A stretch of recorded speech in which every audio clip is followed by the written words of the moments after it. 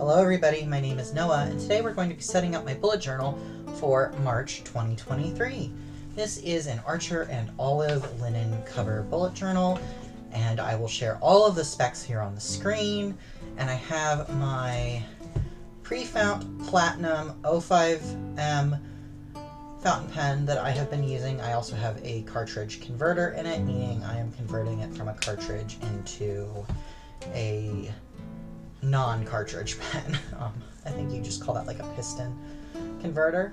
So yeah, we've got that. We've got all the other supplies that I'm planning on using today. We've got my autographic liner pens here in my thrifted mug. We have a Tombow water-based M35 pen that I like to use sometimes, and my Tombow glue pen that I sometimes use. I don't think I'll be using this today, but it's here in case we need it. We have some stamps, some mild liner highlighters, my ink pad of course, and my bullet journal. I have everything already sketched out, so I'm going to bring you down in a minute closer and we are going to get started. But I thought now that we're a couple months into the year, we could perhaps take a look at some of the themes that I've done so far so you could get an idea of where we're going with this. So here's the cover, and this is a door, and it's just kind of leading into this mystical fantasy land that we're theming this year's bullet journal around. Everything is sort of mystical, fantasy. It's supposed to kind of look like a book that an explorer took with them when they went into this fantasy land. And then we have January, which was vials and like specimen jars and bottles, and you can see I haven't used this spread really yet at all. I just keep forgetting to fill it in. There are a couple in here that are like that. And then February we have potions, and this one was one that I really wasn't sure about when I first created it, but I ended up loving it. And this month is divination cards, sort of like a tarot deck, and you will see a little bit more about that and hear about my thought process once we get started. So for this, I really wanted to create something different than an actual tarot deck or an actual oracle deck. I have several of them. I collect them. I read with them. I have a few videos on this channel where I share them, so I'm familiar with the concept of using cards for divination, but I wanted it to be something unique to this magical world.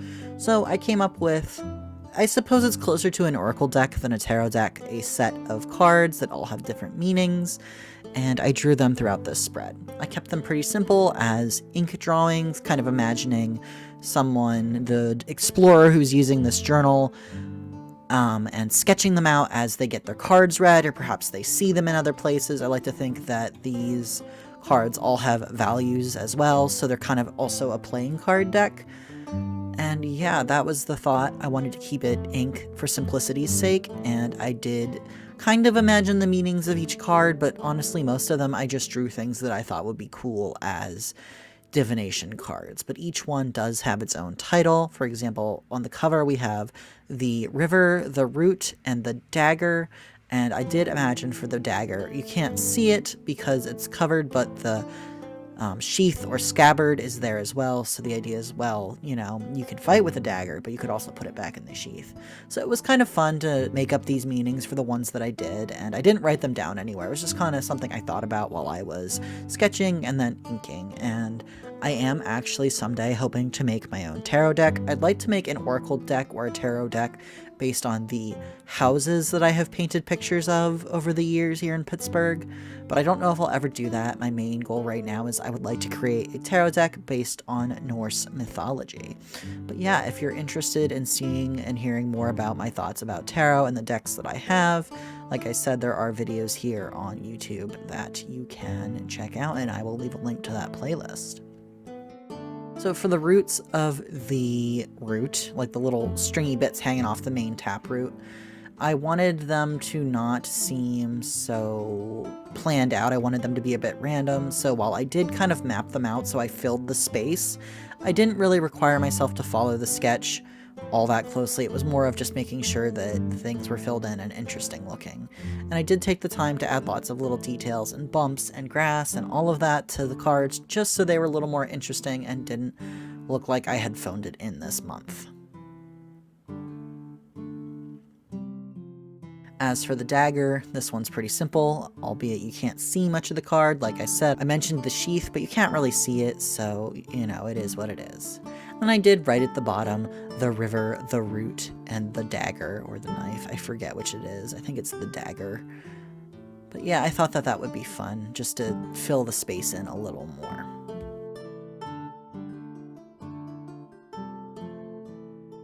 And that was my cover page. It was pretty simple this month, especially compared to last month.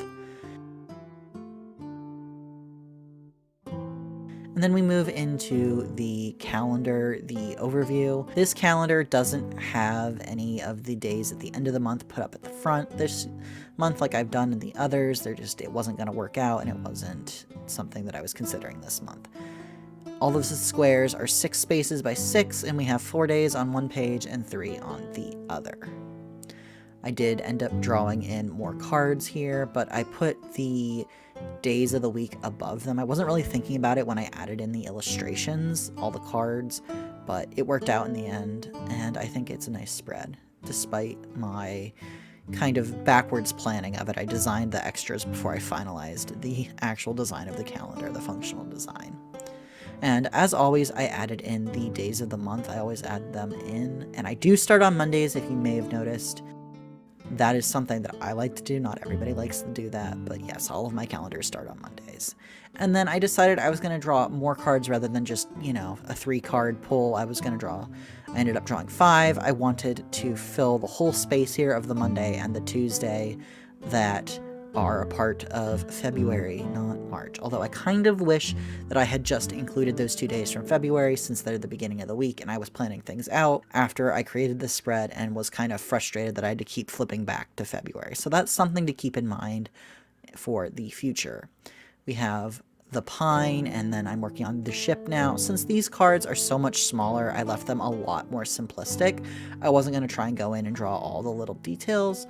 We have here the jar, and this is actually a design from January that I reincorporated. I thought that would be fun to bring back some similar designs, which you will see as I continue. We have the heart, and I decided I was going to draw an anatomical heart as opposed to a cartoon heart, which I thought made a lot more sense, because who knows in this fantasy world if they have cartoon hearts. And then this is the bridge, and I thought that was fun since I had already drawn a river in my previous design, and I wanted to include more water imagery. We have some new inclusions in the calendar month. I am including some social media indicators for myself. It is P for post, R for reel, and V for video on Mondays. I always try and post my videos on Mondays. Doesn't always happen, but I try my best. So the post is like a picture post on Instagram, and then a reel is, well, you know, a video on Instagram as well. I do have TikTok and Twitter and technically Facebook, but I don't really use them. I occasionally post to TikTok when I think to do it. But yeah, those are my 3 main social media goals for each week. And I included some more cards down at the bottom. I drew the heavens, which is, you know, pretty simple, just some stars. I considered just calling it like the sky or constellations or something, since heaven is something that, you know, the word has a Christian connotation, but I just decided I like the sound of the heavens better. And we have the cave.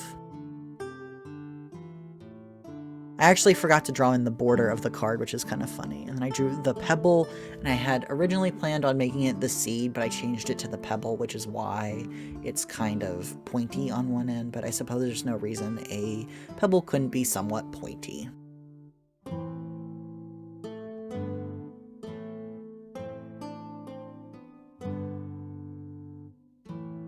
And then I added in the heading, March overview, and I got kind of lazy. I didn't really want to stamp out the word overview. I was tired and it had been a long week at the point when I was filming this, so I wrote out overview after stamping in March, and I honestly do kind of like it. I think that it's a nice juxtaposition of the stamping and the handwriting, although I wish I'd used my brush pen for it instead. I included a little more of the highlighter. This is still the color I chose for the first quarter. And then we move into the big project, and this is what used to be my monthly project, but I decided I'm not doing them by month anymore. If you watched my most recent video about my Moss Babe painting, you would know about that, and I shouldn't have included it in the month since I'm not going to be doing monthly. That's something I'll have to remember for next month, but it's fine that it's in there. It's not the end of the world. I'll still use it. The next cards that I drew for decoration were the owl and the wing, and I drew these a little bit bigger just to take up some more space. By this point, I was kind of running out of ideas for what these cards could be, but it wasn't a big deal. The wing is also something from January, I do believe. One of the samples in the jar was a butterfly wing, so I just brought that design back because I thought that was fun and cool.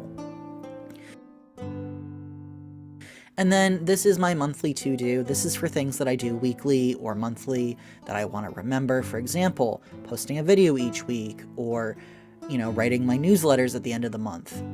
So this kind of helps me remember those things. I could potentially put them in the calendar, but I like to leave that space a little more open just so that I can put things in there like, oh, I have a doctor's appointment on the 12th. I need to go to the dentist. Cats have a vet visit, something like that. I like to include those things that are more of events, less of tasks on that calendar.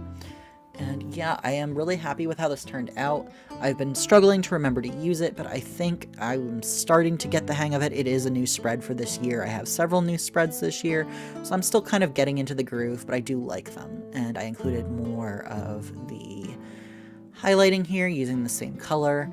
And I've been really struggling with my highlighting lately. I like to highlight in books when I read them if I feel it's necessary, and I have just been struggling with making my highlighting lines straight, which is kind of funny because it's not something that really matters, but it bugs me. And now we're into the weekly spreads. This is week 9, and you can see I'm creating my rolling weekly, which is loosely based off of the Plant-Based Brides rolling weekly. I say that every week just because I like to give credit. I don't even think she uses the rolling weekly that much anymore, if at all, but that's where I got the idea, and that's what I modeled it off of, so I continue to say it. The card for this week is the waterfall, and I really do like how this turned out, especially the foam at the bottom. I feel like that turned out really well, considering it's a very simplified drawing, and I didn't want it to be too complex or too time-consuming, but still look nice, and I think I achieved that balance really nicely. And you can see there isn't actually any days here. I usually include a weekly calendar, which you can see me now writing in. I forgot about it. I forgot to put them in when I was sketching, so I kind of had to squish them in there.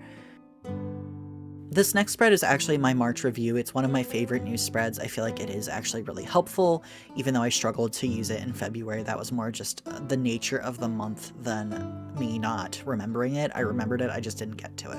One thing I did actually change, instead of writing week 1, week 2, week 3, week 4, for this month, I actually coordinated the numbers of the week to the weeks in my bullet journal. So week 9, week 10, week 11, week 12, week 13. And since there are 5 weeks this month, I didn't have space to include a quote or a little drawing, so it's really simple, but it was nice to, have it be flexible in that way.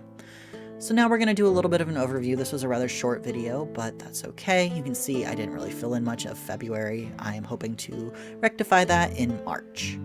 Like I said, very simple setup. I do like how it turned out. I think it works well, and you know what it is, and honestly, it just was a lot of fun. I enjoyed setting up the monthly calendar in a way that might be more useful to me, and I look forward to seeing how I use it in the future. Here are the weeklies. We have the waterfall, the shell. It's an eggshell. You can see where I had to fix on week 9 the highlighting. I was just really bad. Then week 11 is actually the door, which is the door from the very beginning. And then we have the storm and the mill for week 13 and my very simple March in review. So yeah, that's everything. I hope you all enjoyed. All of my resources will be down below as always. Feel free to ring the bell, like the video, subscribe, dislike the video, all of that silliness, and thank you so much for spending a little bit of time in the Stead studio today with me. Bye!